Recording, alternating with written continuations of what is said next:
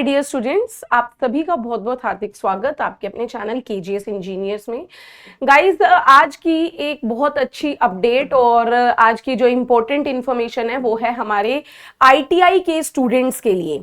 जी हाँ, हमारे दिसंबर से आईटीआई के स्टूडेंट्स इंतजार में थे।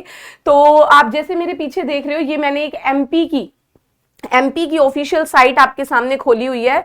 तो आपका बोला गया था कि एमपी आईटीआई टीओ की वैकेंसी आपको, जिसकी तारीख पहले बता दी गई थी 18 फरवरी, और लेकिन उसकी अभी रूल बुक नहीं आई थी, फॉर्म नहीं भरवाए गए, फिर उसके में क्या कुछ बदलाव किए गए, क्योंकि हर नोटिस में वो बोलता था डिटेल एडवर्टाइजमेंट सून आएगी, उसमें देखिएगा सारी चीजें कि अनदर राज्य के विद्यार्थी अलाउड है नहीं है, सिलेबस क्या है, किस पैटर्न पे रहेगा।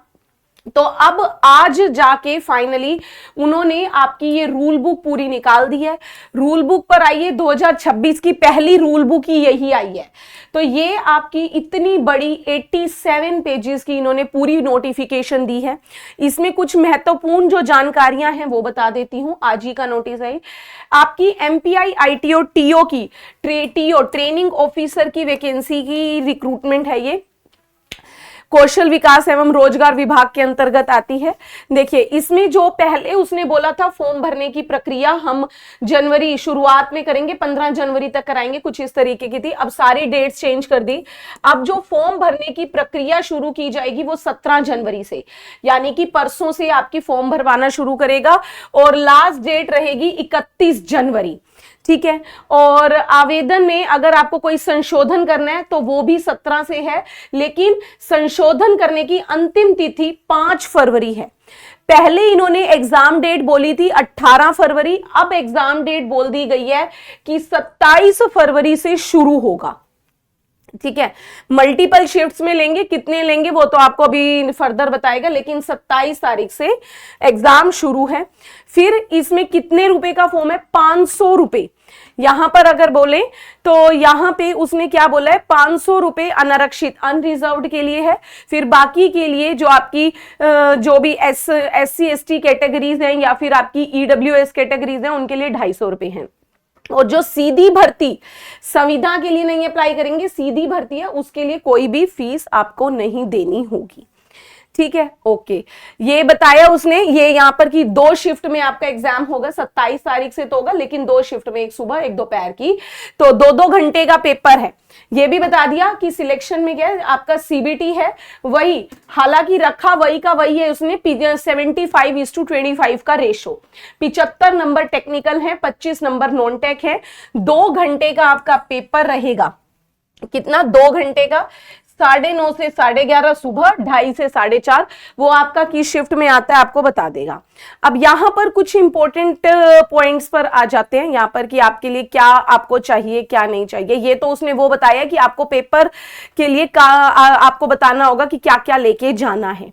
अच्छा, अब इसमें इसने देखो, इसमें बताया जैसे पूरी एक रूल बुक होती है ना, मतलब पूरी रूल बुक उसने बता दी है, बुक ही छाप दी है कि किस पेज पर क्या दिया हुआ है। देखिए, सबसे पहले यहां पर आपको बताया कितनी नंबर ऑफ वैकेंसीज हैं, साथ ही साथ आपका सिलेबस वगैरह जो मेन पॉइंट्स है ना, मैं इस पर अलग से भी वीडियो आपको बना दूंगी ताकि आपको सारी चीजें पता चल जाए। अभी मैं इसमें कुछ कॉमन आपको बता दूं। यहां पर अगर बात करें आरक्षण की, तो याद रखिएगा कि जो आपके अगर आपके पास एमपी का डोमिसाइल होगा ना, तभी आपको आरक्षण का फायदा भी मिलेगा, अदरवाइज आपको आरक्षण का फायदा वो नहीं देंगे, ये भी याद रखिएगा। अच्छा, फिर इसके बाद एज की अगर बात करें तो 21 से, यहां पर उसने बोला, यहां पर अगर बात करते हैं कि लोक सेवा आयोग से भरे जाने वाले पदों पर, यहां पर जो मिन एज बता रहा है, अगर आप खुली प्रतियोगिता में से सीधी भर्ती के लिए बात करते हैं, संविदा वाली की नहीं, तो 21 से 40। और यहां पर अगर बात कर रहा है कि आप लोक सेवा से बाहर की के लिए बात करते हो तो 18 से 40, मतलब 40 तो उसने मिनिमम रखा ही रखा है। तो एक अच्छी अपॉर्चुनिटी है। जो जिनके पास ये, मतलब अगर मोटे तौर पर बात करूं ना, जो फ्रेशर है, अनरिजर्व्ड है, तो उनके लिए 18 से 40 की एज उन्होंने बोली है। ठीक है। फिर कैटेगरी वालों को 5 साल का रिलैक्सेशन दिया है, ठीक है, 5 साल का रिलैक्सेशन। तो भाई एज मेरे हिसाब से काफी आ जाएगी इसमें ना, ठीक है।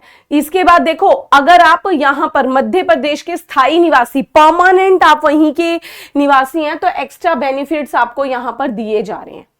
ओके, अच्छा चलिए, एज के बारे में भी पता चल गया, फॉर्म कब से भरे जा रहे हैं ये भी आपको पता चल गया, ठीक है। अब इसमें यहां पर जो मेन मैं ना काफी मार्क करके आई हूं आपको कितनी मेन चीजें अभी जो चाहिए फॉर्म भरने के लिए परसों से। बीच में याद रखिएगा, मैं इस पे ना और भी वीडियोस क्रिएट कर दूंगी, तो आप लोग देख लीजिएगा। अगर आपको कोई डाउट रह जा रहा है तो वो भी बता दीजिएगा, उस पर भी मैं आपके लिए वीडियो क्रिएट कर दूंगी। देखो, अब मैम एग्जाम पैटर्न क्या रहेगा और पेपर कहां होगा। अब बच्चे यहां पर कहें कि हमें एग्जाम, कई बार होता है ना एमपी के हैं लेकिन रह कहीं और रहे हैं, तो एग्जाम देने आपको एमपी, क्योंकि स्टेट की वैकेंसी है तो एमपी में ही जाना पड़ेगा। एमपी के भी उन्होंने बताए हैं किस किस जिले में, यहां पर मुरैना, दतिया, ग्वालियर, भिंड, शिवपुरी, गुना, अशोकनगर, यहां पर आपका किया जाए, यहां पर ये लेंगे आपके एग्जाम जो है, ठीक है, परीक्षण हेतु बुलाया जाएगा। ओके, फिर अब आपका सिलेबस जो है वो आपका क्या है, 75 जो है वो आपके टेक्निकल क्वेश्चन आपसे पूछेगा। इसका सिलेबस हर ट्रेड वाइज उसने अलग से दिया है। 25 नंबर आपके नॉन टेक के रहेंगे। नॉन टेक में कौन कौन से हैं, ये 4 सब्जेक्ट, कंप्यूटर भी डाला इस बार ना, साइंस और मैथ, फिर आपका सामान्य ज्ञान, तार्किक ज्ञान में आती है रीजनिंग और कंप्यूटर, ठीक है, रीजनिंग और फिर ये आपका कंप्यूटर। देखिए ये आ जाती हैं कि कितनी वैकेंसीज हैं trade wise, number of vacancies की बात करें, दिखाने को तो बहुत सारी उसने डाल दी। यहां पर पहले मैकेनिक की बात करी, फिर सिविल की, फिर इसके बाद यहां पर अगर मैं बात करूं इलेक्ट्रीशियन की, इलेक्ट्रीशियन में यहां पर, क्योंकि वही इलेक्ट्रीशियन वालों के लिए थोड़ा बायस होना बनता है। सीधी भर्ती अगर बात करती हूं, टोटल 222 और बैकलॉग 5, बैकलॉग 5 मेरे हिसाब से शायद सबसे ज्यादा जो है वो अपने इलेक्ट्रीशियन वालों की ही है ना। फिर इसके बाद फीटर वाले आते हैं, फीटर वालों की 134 टोटल है सीधी और 2 बैकलॉग हैं। फिर इसके बाद हमारे यहाँ पर परीक्षण अधिकारी ड्राइंग के 142 सीधी और 5 उनकी भी बैकलॉग। इस तरीके से सिविल वालों के लिए भी है ड्राफ्टमैन, लेकिन आईटीआई वाले ये याद रखना, सिविल में मत सोच लीजिएगा। तो इस तरीके से यहां पर आपको उसने टोटल जो कहा था 1120, टोटल कितनी 1120 वैकेंसीज यहां पर निकाल रहे हैं, कम नहीं है, अच्छी है ना। 1120 इलेक्ट्रिकल वालों बार बार ये मौका नहीं मिलेगा, और अगर खासकर एमपी के हो तो भाई गलती से भी छोड़ना मत। देखो, और फीमेल कैंडिडेट्स के लिए अलग से उसने रिजर्वेशन रखा है, ये भी देखिएगा, ये आपके यहां पर फीमेल के लिए अलग से, ये ना अब उसने कैड आपको ये जो दिखाया हुआ है ना, ये ट्रेड वाइज डिवाइड कर दिया। इलेक्ट्रॉनिक मैकेनिक की 35 है, 35 को डिवाइड कर रहा है कि यूआर में कितनी है, महिलाओं के लिए कितनी है, भूतपूर्व सैनिकों की कितनी है। सेम ऐसे ये इलेक्ट्रॉनिक मैकेनिक वालों के लिए यहां पर फिर ये आपकी इलेक्ट्रॉनिक मैकेनिक इस तरीके से डिवाइड करता है। अब बात आती है कि मैडम हमारा पे स्केल क्या रहेगा। पे स्केल आपका रहने वाला है अच्छा खासा है, 32,800 से लेकर 1,36,000 के बीच में आपका ही रहेगा, ठीक है। 32,800 कम नहीं होता है ना।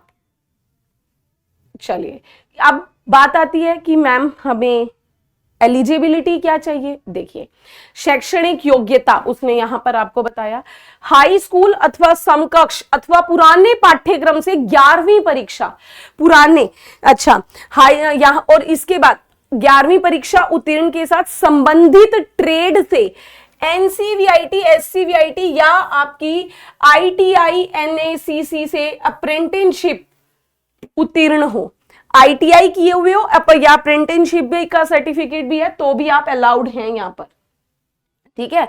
मतलब आपका high school 10th plus ITI mainly उसने यहां पर मांगा हुआ है। फिर इसके बाद ये अपनी अपनी ट्रेड में है भाई, ये याद रखिएगा, अपनी अपनी ट्रेड में।